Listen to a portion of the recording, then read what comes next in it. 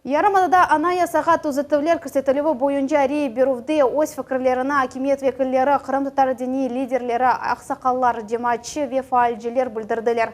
Сайлавчылар яқшы кейфнен ве келечегіміз яқшы олачағына үміт беслеп өз гражданлық ноқта назарлығыны білдірділер. Оларның бірі түзетівлер яшайышыны ейлештірежегіне инана. Шында Ахмеджетінің Комсомольская қасабасының сайлав ноқтасында Фатиме Сейдаметова чалыша обызнен жанлы бағда. Фатиме, сізден насыл вазиет?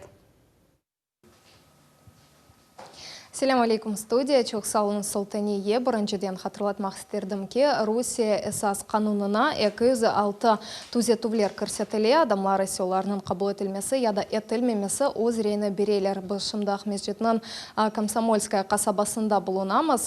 Бұл ерде Қырым елбасшысы огонде Қырым татарлар шурасының азасы Қырым татар музейінің мудирі София Именова өз рейні берді. Келіңіз бераберлікте оның фікірні огренейік. София ханым, селям алейкум. Сіздің фікіріңізге көре бұл түзетулер не қадар кереклі ве біздің халқымыз, біздің медениетімізге насыл тесір ете білелер?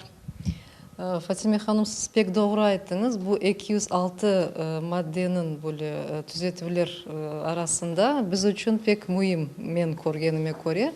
Бұл әбетті біздің медениетімізні ве тарихи асабалығымызны сақламаға, тілімізні öğrenmege yardım edecek ve gerçekten de biz bu kaidelerge esaslanıp öz aklarımızı daha kolaylıkla kazanabilemiz dep umut etemiz. Ve elbette biz hepimiz buna mutlaka dikkat ayırmalıyız. Çünkü elimizde kelgen şanslarını ve böyle bir imkanlarını mutlaka kullanmalıyız. Gerçekten de bizim tarihi asabalığımız, medeniyetimiz korçalamak gerek.